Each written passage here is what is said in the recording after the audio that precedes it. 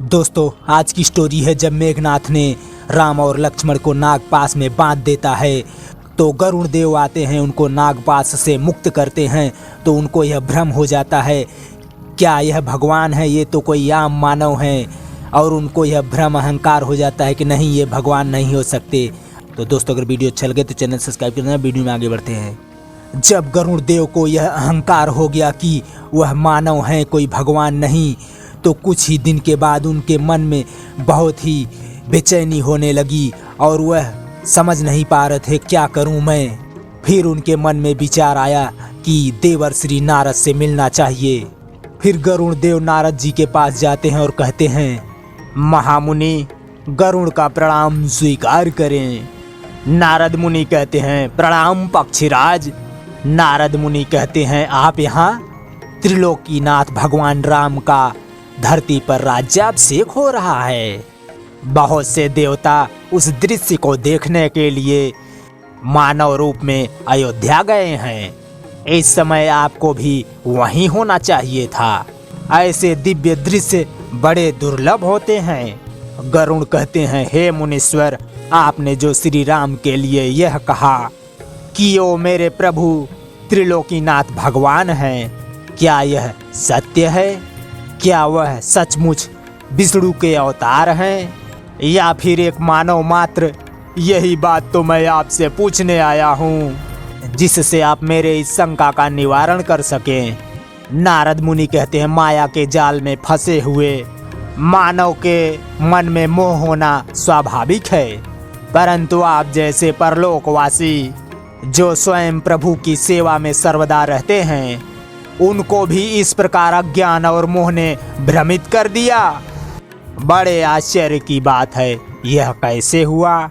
गरुड़ देव कहते हैं, मैंने सुना था जो व्यापक पर ब्रह्म हैं, वह मोह माया से परे परमेश्वर हैं। उन्होंने ही जगत में अवतार लिया है। परंतु जब आपने मुझे उस दिन श्री रामचंद्र जी नागपाश से मुक्त कराने के लिए भेजा, वहां जाकर मैंने श्री राम को ऐसी विवश अवस्था में देखा कि उसमें अवतार का कोई भी चिन्ह नहीं था, जिसका नाम जपने से ही मनुष्य संसार के बंधनों से छूट जाते हैं। वह स्वयं नागपाश के बंधनों में बंधा पड़ा था और मैंने वहां जाकर उसे नागपाश से मुक्त किया। तो कैसा भगवान? उस दिन से हर बार मन को समझाता हूँ, परंतु मन का भ्रम नहीं जाता। अंत में थक कर आपसे यही बात पूछने आया हूँ, मेरी शंका सत्य है कि नहीं? नारद मुनि कहते हैं, हे गरुड़ जी, मुझे आप पर दया आ रही है। आपको देखकर श्री राम की माया की प्रबलता दिखाई दे रही है। उनकी माया महाज्ञानियों के भी मन को मोह लेती है। आपका क्या दोष है? उनकी माया के आक्रमण से आज तक कोई नहीं बचा। मुझे भी तो बहुत बार नचाया है उसने। वही माया आपको भी व्याप गई है। इसका अतिशीघ्र उपचार करना चाहिए।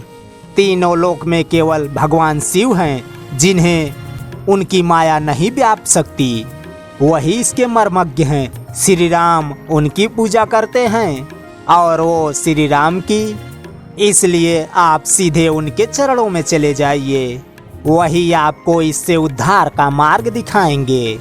गरुड़ कहते हैं, मैं तो समझा था आप हमारी सहायता करेंगे, लेकिन आप मुझे वहां भेज रहे हैं। नारद मुनि कहते हैं, मैं इस समय पितृदेव की आज्ञा से महर्षि वाल्मीकि से मिलने मृत्यु लोक में जा रहा हूँ। मेरा कहा मानिए, आपके इस महारोग का एक ही वैद्य है, भगवान शंकर। वही आपको मार्ग दिखाएंगे। गरुड़ देव कहते हैं, जो आज्ञा। फिर गरुड़ देव शंकर भगवान के पास पहुंचते ही कहते हैं, त्राहि माम, त्राहि माम। भगवान शंकर कहते हैं, आइए गरुड़ जी, क्या बात है पक्षीराज, कुछ शंकाग्रस्त दिखाई दे रहे हो? गरुड़ देव कहते हैं, प्रभु आप तो घटघटवासी हैं, आपसे कुछ छुपा नहीं है। सच पूछिए, मैं एक बड़ी शंका में फंस गया हूँ। भगवान शंकर कहते हैं, शंका किसके बारे में? श्री राम के बारे में। अपने प्रभु के बारे में शंका कर रहे हो खगराज? ये विचार आपके मन में आया कैसे? गरुड़ देव कहते हैं, भगवान, जब श्री नारद मुनि जी के कहने से मैं राम और लक्ष्मण को नागपाश से मुक्त करने के लिए लंका गया, वहाँ मैंने उन्हें बड़ी दीन अवस्था में देखा। नागपाश में बंधे मरणासन थे। जब मैंने उनका बंधन काटा तब उनकी चेतना जागी। यह सब देखकर मेरे मन में यह प्रश्न उठा, जिनका नाम लेने से प्राणी संसार के बंधनों से छूट जाते हैं, वही प्रभु एक तुच्छ राक्षस के द्वारा नागपाश में बंधे पड़े हैं, जिनकी मुक्ति मेरे द्वारा हुई है। ओ कैसा भगवान! बस प्रभु, तब से मेरे चित्त में शांति नहीं रही, इसीलिए आपके श्री चरणों में आया हूँ। मेरा पथ प्रदर्शन कीजिए, जिससे मेरा भ्रम मिट जाए। भगवान शंकर कहते हैं, यह भ्रम ही है आपके मन का पक्षीराज। प्रभु की माया बड़ी प्रबल है, वह बड़े बड़ों को नचा देती है। उसी माया ने आपको भ्रम के जाल में फंसाकर आपको भ्रमित कर दिया है। इसका उपचार शीघ्र कर लीजिए, अन्यथा कई योनियों तक भटकते फिरोगे।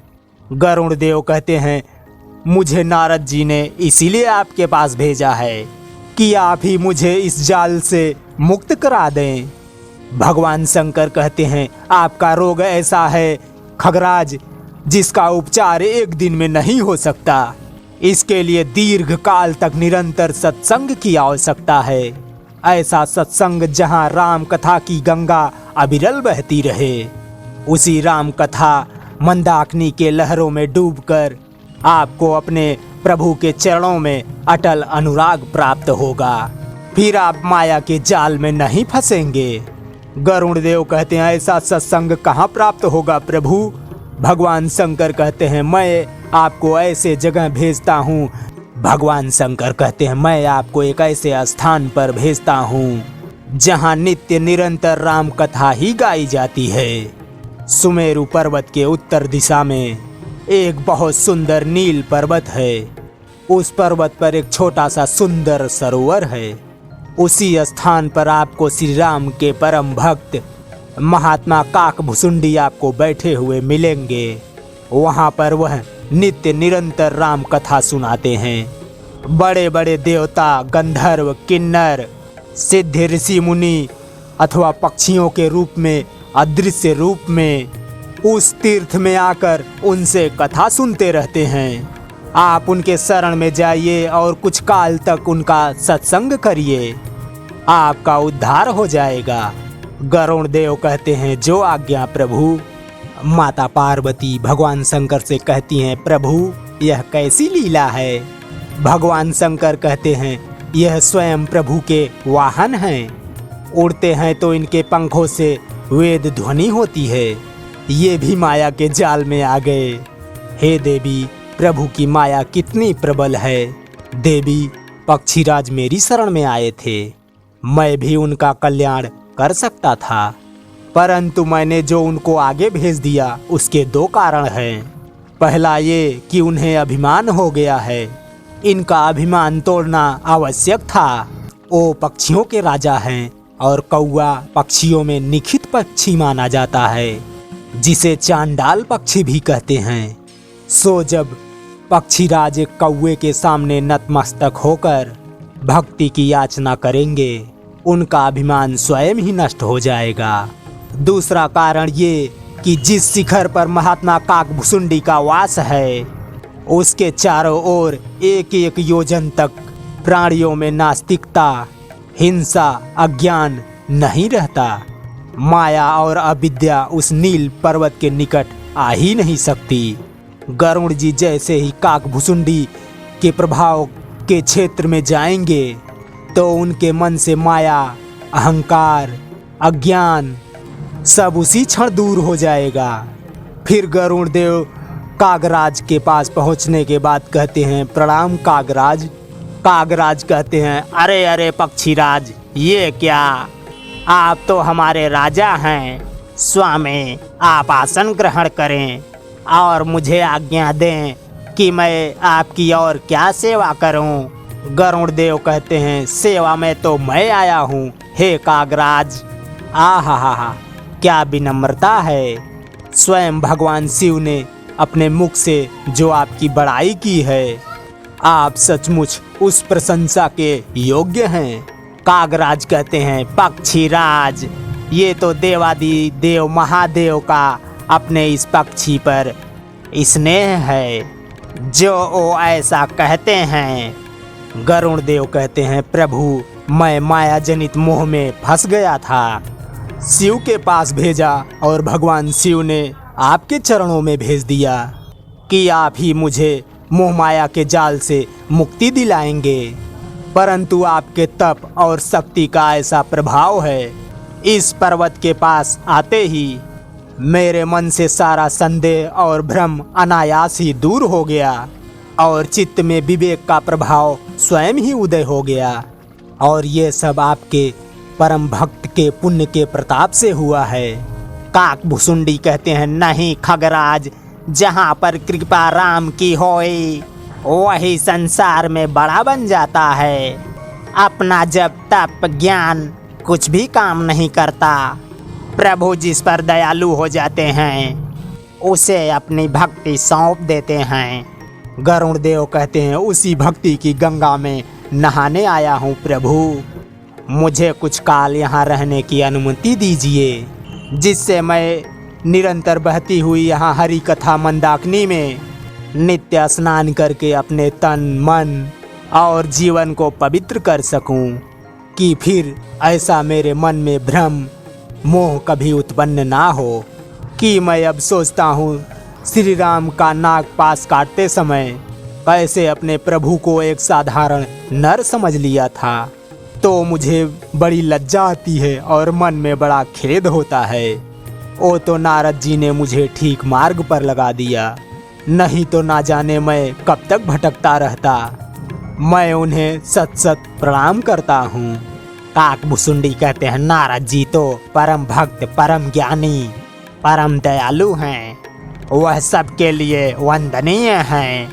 महात्मा नारद आपकी जय हो, आप जहाँ भी हैं दास का प्रणाम स्वीकार करें।